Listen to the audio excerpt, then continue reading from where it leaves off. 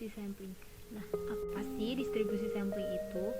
Distribusi sampling adalah distribusi dari rata-rata yang diambil secara berulang kali dari suatu populasi. Semisal nih, kita ada satu populasi yang akan kita teliti, lalu kita ambil sampelnya. Sampel pertama ini kita hitung rata-ratanya. Lalu kita ambil lagi nih sampel kedua. Sampel kedua ini juga kita hitung rata-ratanya. Lalu kita ambil lagi sampel selanjutnya dan kita hitung rata-ratanya juga. Dan sampel seterusnya pun itu kita hitung rata-rata. Dari masing-masing sampel ini akan menghasilkan nilai rata-rata per sampel. Nilai rata-rata per sampel ini apabila digabungkan akan menghasilkan nilai estimasi. Nah, nilai estimasi tersebutlah yang disebut dengan distribusi sampling. Kalian tahu nggak sih distribusi sampling itu dibagi menjadi dua? Yang pertama itu ada distribusi sampling rata-rata atau yang biasa kita sebut dengan distribusi sampling mean. Lalu yang kedua ada distribusi sampling proporsi. Mari kita bahas yang pertama dulu ya. Yang pertama itu mengenai tentang distribusi sampling rata-rata atau distribusi sampling mean. Distribusi sampling rata-rata itu memiliki arti kumpulan dari bilangan-bilangan yang masing-masing merupakan rata-rata hitung dari sebuah sampel tersebut. Dalam distribusi sampling rata-rata, mu x bar sama dengan mu x atau mu. Distribusi sampling rata-rata sendiri dinyatakan dalam rumus Z sama dengan x bar min mu x bar per tau x bar sama dengan x bar min mu x per tau x bar. Lalu yang kedua yaitu tentang distribusi sampling proporsi. Distribusi sampling proporsi sendiri memiliki makna kumpulan atau distribusi semua perbandingan sampelnya itu sesuai untuk suatu peristiwa. Nah, dalam distribusi sampling proporsi ini, mu p bar itu nilainya akan sama dengan populasi, di mana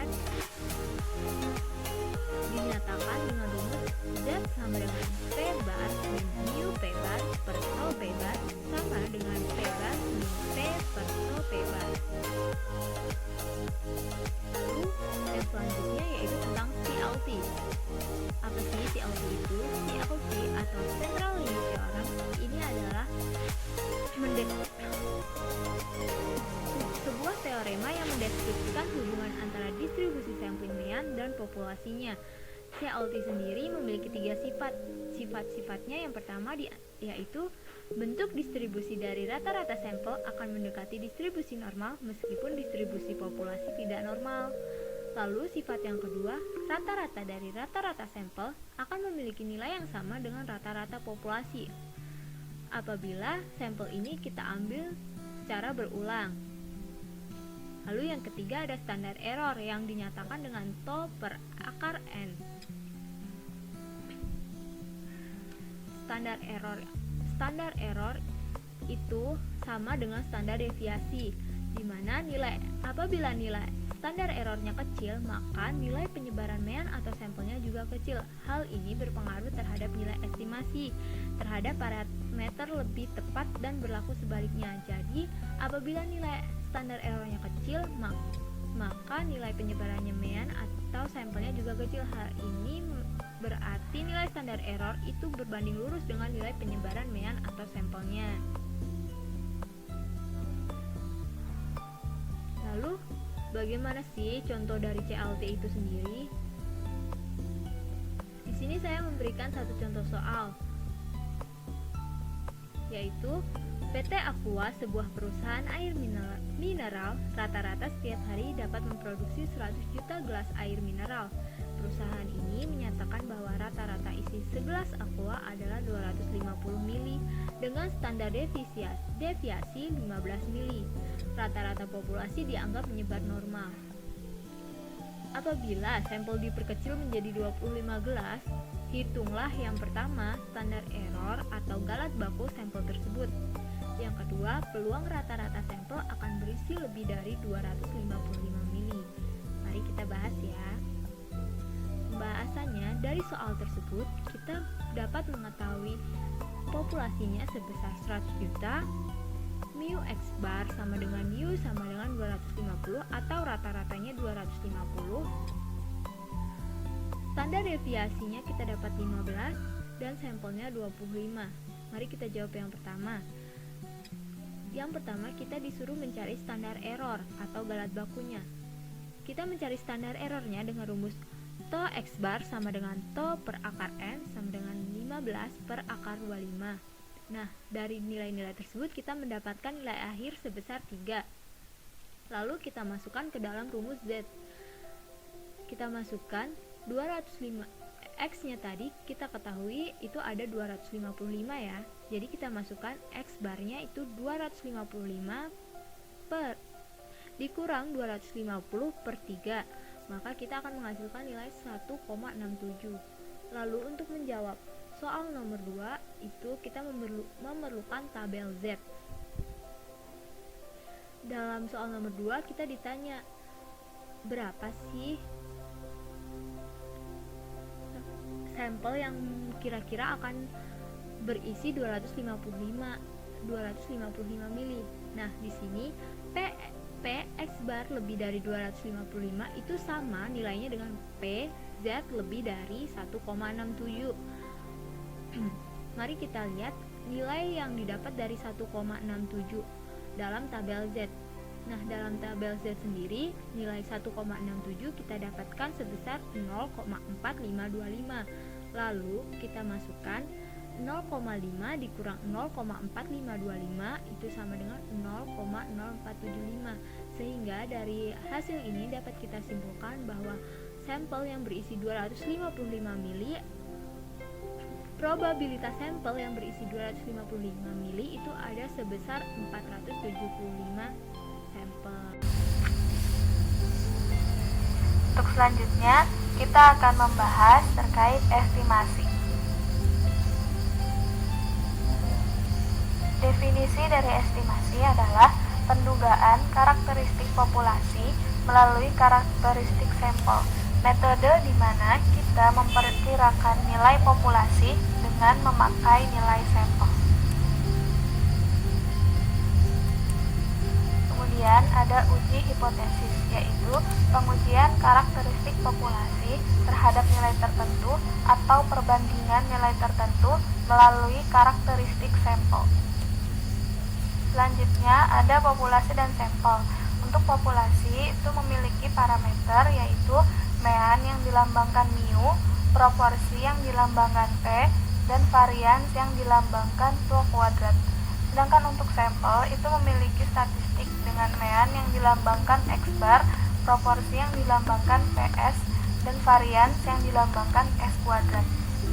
Untuk penyimpulan dari populasi ke sampel itu disebut deduktif atau dari yang umum ke yang khusus.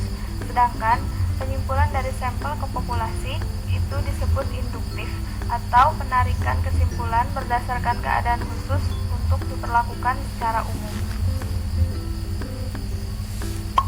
Nah, gimana sih ciri-ciri dari estimator yang baik itu? Yang pertama itu tidak bias.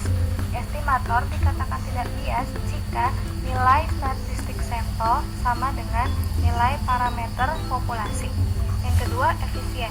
Estimator dikatakan efisien jika estimator tersebut memiliki nilai variansi terkecil. Yang ketiga itu konsisten. Konsisten bila nilai statistik cenderung sama dengan parameter populasi ketika jumlah sampel terus bertambah. Misalkan, standar error distribusi sampling akan terus mengecil jika jumlah sampel terus ditambah, sehingga rata-rata sampel merupakan estimator konsisten dari rata-rata populasi. Selanjutnya, kita akan membahas terkait bentuk-bentuk estimasi. Yang pertama ada estimasi titik, yaitu nilai statistik atau nilai sampel yang digunakan sebagai pendugaan nilai parameter. Karena nilai-nilai ini merupakan estimator yang baik untuk menduga atau mengestimasi nilai parameter. Nah, pada estimasi titik ini, kita dapat memisalkan nilai mean sampel itu dianggap sama dengan nilai mean populasi. Meskipun Namun sebetulnya nilai populasi atau mu itu bisa kita duga dari bermacam-macam nilai di dalam sampel, seperti nilai median ataupun nilai mode, atau salah satu dari nilai pengamatan. Namun, yang dikatakan tidak bias itu adalah nilai mean. Walaupun demikian, estimasi titik ini juga mempunyai kelemahan. Nah, kelemahannya itu, estimasi titik ini tidak bisa mengetahui seberapa kuat dugaan.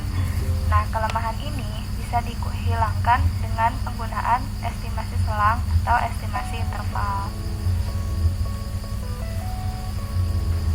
Selanjutnya kita akan membahas contoh soal dari estimasi titik. Suatu penelitian terhadap suatu sensor ibu hamil di Kabupaten Cianjur dari 210.000 didapatkan hemoglobin rata-rata 7,5 gram per cm. Kita dapat menduga kabar hemoglobin ibu hamil di daerah Cianjur dengan estimasi titik, maka dikatakan kadar hemoglobin ibu hamil di Kabupaten Cianjur adalah 7,5 gram per cm. Untuk estimasi yang kedua, itu ada estimasi interval. Apa sih estimasi interval itu? Estimasi interval adalah penaksiran populasi dengan nilai-nilai dalam suatu interval atau rentang tertentu. Dasar adanya estimasi interval ini adalah karena pada setiap penaksiran pasti mengandung peluang kesalahan. Berikutnya, ini ada kurva distribusi sampling mean. Nah, kurva ini itu bisa didapatkan dari ketika kita mengambil sampel dari suatu populasi. Misalkan kita mengambil 20 sampel dari suatu populasi, tapi kita ambil secara terus-menerus sampai populasi tersebut habis. Nah, dari setiap 20 sampel yang kita ambil ini, pastinya kita akan mendapatkan mean-nya kan, atau rata-ratanya. Nah, kumpulan dari mean atau rata-rata inilah yang kemudian dipakai untuk membuat kurva distribusi sampling mean. Nah, jadi dasar dari estimasi interval ini adalah bahwa setiap sampel yang diambil dari suatu populasi akan berdistribusi normal yang hanya di sekitar rata-rata. Dengan simpangan bakunya ini sama dengan standar error yang merupakan sifat dari distribusi sampling. Dengan ini bisa ditentukan batas minimum dan maksimum terletaknya nilai rata-rata. Jarak dari batas tertinggi dan terendah ini ditentukan sebagai confidence interval yang sama dengan confidence limit, yaitu luas daerah di bawah kurva normal ditentukan dengan persentase, misalnya 90%, 95%, atau 99%.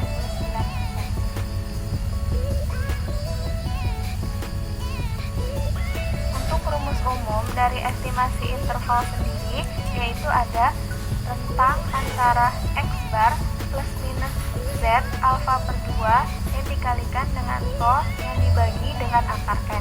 Untuk x bar ini sebagai sampel, z ini itu deviasi relatif, yaitu standar skor. Besarnya ditentukan oleh confidence interval antara 90%, 95%, atau 99%. Untuk tolnya itu simpang baku di populasi, n-nya itu jumlah unit atau jumlah sampel yang diambil, dan mu-nya itu adalah rata-rata di populasi.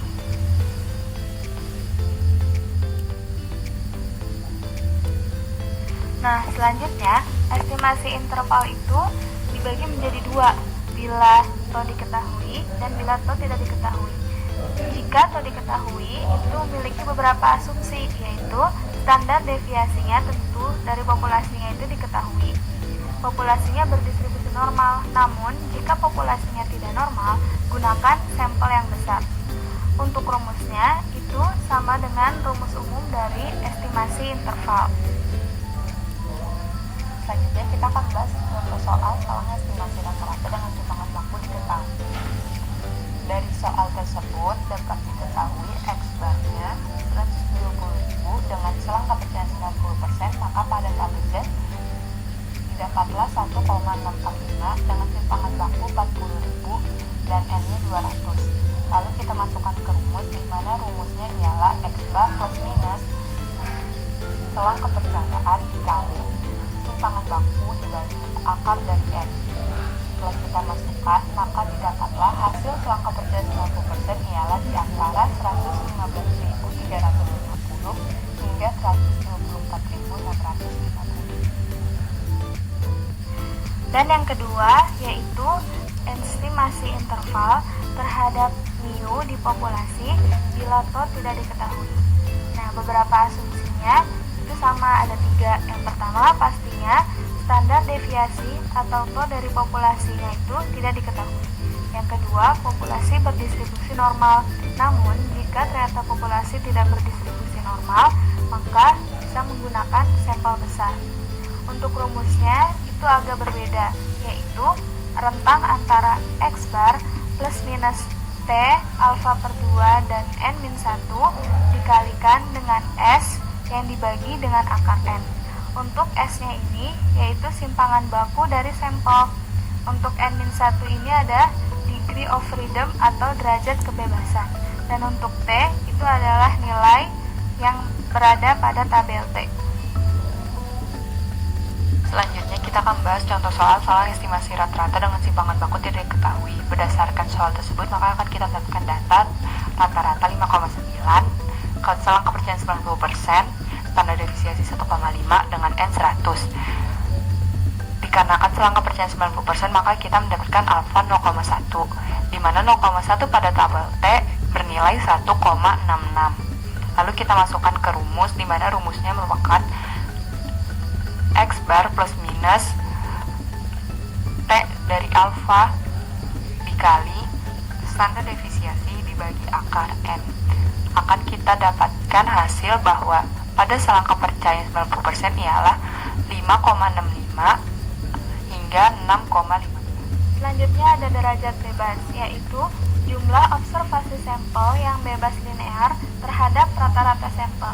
Sebagai contoh, misalkan ada pernyataan min dari 3 angka adalah 2, maka bisa kita perkirakan X1, X2, dan X3, yaitu X1-nya itu 1, X2-nya itu 2, dan X3-nya itu 3.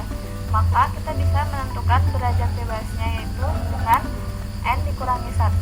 Dengan N ini adalah jumlah dari keseluruhan angka yaitu 3 dikurangi dengan 1 dan hasilnya 2. Maka derajat bebas dari 3 angka tadi adalah 2. Nah, selain estimasi interval yang 2 sebelumnya, ada lagi nih, yaitu estimasi interval terhadap proporsi di populasi. Estimasi ini bisa digunakan untuk menghitung proporsi. Apa sih proporsi itu? Proporsi merupakan perbandingan antara jumlah kejadian yang sukses dengan jumlah seluruh observasi yang dilakukan. Rumus dari estimasi ini yaitu PS plus minus Z alfa per 2 dikalikan dengan akar dari PS dikali 1 min PS dibagi dengan N. Selanjutnya kita akan bahas contoh soal dari estimasi interval proporsi. Dari data dapat kita lihat bahwa proporsi contohnya ialah 1600 dibagi 2000 sama dengan 0,8. Dengan selang kepercayaan 95%, maka kita dapatkan Z-nya sama dengan 1,96. Lalu kita masukkan ke dalam tabel, di mana rumusnya ialah proporsi contoh plus minus tabel Z dari selang kepercayaan dikali akar dari proporsi contoh dikali dalam kurung 1 dikurang 0,8, atau kita dapatkan hasilnya 0,2 dibagi N, di mana N-nya ialah 2000. Dari rumus tersebut, maka kita dapatkan rentang kepercayaan 95% ialah 0,782 hingga 0,818. Jika kita jadikan persen, maka selang kepercayaan 95% terletak di antara 78,2% sampai 81,8%. Yang terakhir ada cara-cara untuk mempersempit rentang antar interval. Yang pertama ada memperkecil confidence intervalnya, misal dari 95% menjadi hanya 90%. Yang kedua, memperbesar sampel. Dan yang ketiga, meningkatkan ketelitian sehingga didapatkan variasi sampel yang lebih kecil.